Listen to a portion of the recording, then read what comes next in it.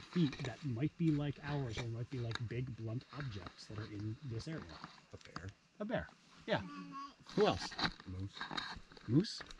Deer. Cool. Deer? Fox. Okay. Are there beavers around here?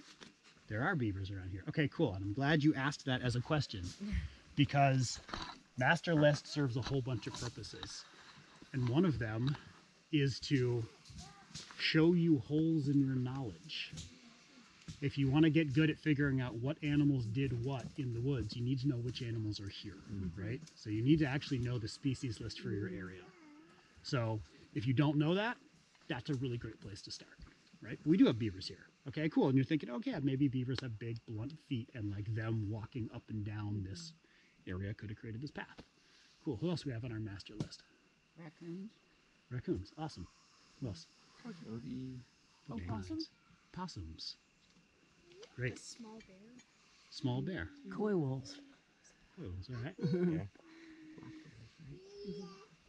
Cool. Okay, so now we've got our list, right? So that's our second step. And then third, build a case with evidence, right? Either something that we're seeing or things that we know that are confirmed or come from a trusted source in our prior experience.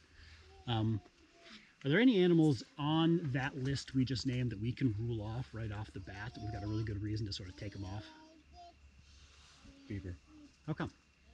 Well, I don't think they would build a dam and then travel this far. Wouldn't they Seems usually a live in the dam? Little unlikely that they would come this far into the woods across this road unless they really, really, really needed access to food that they didn't have somewhere else, There's no den. right? Yeah, we're seeing moving water down there. Not a prime beaver habitat for that water. Like that riverway is not prime beaver habitat, you know, fairly low water. Sort of difficult access to, what are beavers' preferred foods?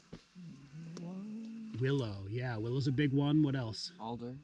Willow and alder, yeah, small shrubby plants that regenerate, right? Poplar. Poplar is a big one, yeah.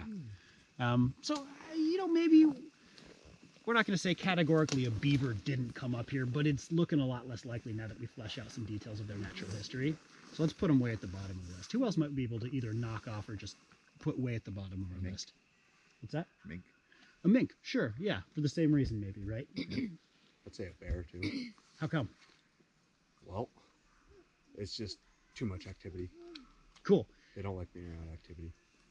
Okay, and so, well, like, because when we build our case for moving animals, either down on our list or off our list, we're going to rely on evidence that we see in front of us or things that we know from our prior experience. And like, so, how do you know that bears don't like being around human activity?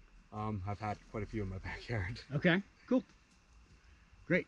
Because I'm actually thinking this looks pretty good for a bear trail, right? Oh, really?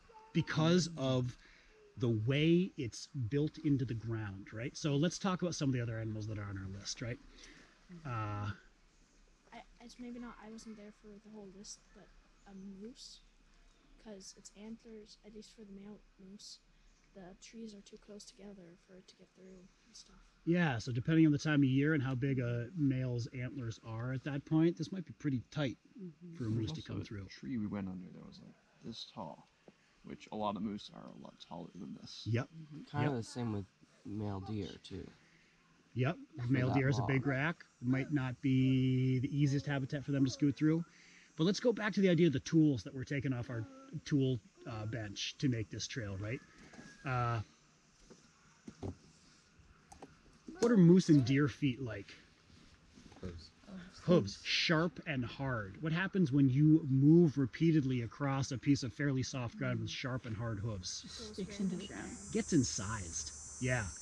And how wide do you think, say, a deer trail would be? Like that way. Yeah, it could be. Right. It could be. They're 3 feet. About as wide as well the deer. What's that? As wide as the deer. Right. Well, deer have really long legs, right? And relatively small feet for their body size. And their trails, they can get larger and wider when they're really well traveled. But at that point, again, they tend to be like sort of incised into the ground. There is virtually no depth or depression in this trail. So I actually really like the idea that this might be, and once you have a trail like this, a lot of animals are going to use it. But I'm thinking about the primary architect of a trail like this. Bear is high on my list because of the mechanical action that I think had to create this, which is like broad, dispersed, soft pressure over time. And there's not like this many people on this property more often than right now. You know, like people are around, but this is a lot more people than like throughout the year. I would bet you during some of the classes, like scout classes and stuff, people run up and down these trails for sure. Have you gone scout class we do. recently, or is it coming up? I think it just ran, right? Okay. Yeah. So there's certainly probably, you know, given the It's kinds of human stuff that trail. happens here, human It trail was a here trick. too. Yeah. What about the fact though that like a lot of the trees are just stripped from, you know, halfway down. Oh, so say more about that. So deer will actually strip trees. Yep. Yeah. So when I'm looking around here, well, so who has experience with like deer browsing and creating browse lines, either on field edges or? Was anybody have any experience with that? I've seen it before. I don't know. What's it look like? It's usually like the tips, like the tender shoots are nibbles. yeah, the more buddy things or leaves or something are eaten off. Yeah, and where does it happen? Head height Head height. Yeah. and lower. Yeah. How about like a little bit broader? Like where on the landscape are you going to look for a deer browse line? Edges. Edges. Yeah. What kind of edges? Where the field and Power the line woods. or fields, open and trees. Yeah, right. Because that's where the sunlight is getting in to create all those nice little juicy buds, Especially or put out the big like leaves. apple orchards. They really like to browse apple trees. Totally. Yeah. There's a cornfield right there. Yeah. Right. So deer might be in the corn. Something like this. You know, when I look up and I see how far down the foliage extends and then where the dead branches come down below this, it's like this is pretty typical for dense conifer cover. And the branches down low just die because there's no sunlight getting to the needles. So there's no caloric incentive for the tree to keep putting out foliage down low, right? But conifers tend to hold on to their dead branches low, and then as they break off or fall over time, they may look as though they've been stripped or browsed, but I think that this is just a natural sort of succession pattern in this forest, the way these branches look. We were camping 2 weeks ago, and I went like into the woods. It was like sort of like this, but like bigger trees and stuff. And I ran after a few fresh tracks of a deer, and I followed it and I found it, but it was like on its hind legs, reaching up for some pine needles or some sort of greens. Cool. Very How cool. high was it reaching? You know how How high high it was was, it? like its mouth was? It was like maybe that branch right there. Oh, really? It was a pretty big deer. Cool. Did you find something over there, Lucian? No. Oh, you just gave I thought that was you giving a little crow call. It was when somebody else. No. Yeah. Cool. All right. Cool. And here is like still kind of has the roundness of the original log, and is a lot more mossy. And Yeah, stuff. and yeah. And then here, There and are this whole patch is almost flat. there are It indentations. just feel like the intersection of a lot of trails and just tons of animals are left over. I don't know. Over there, there's not really a trail, but it's still pulled apart.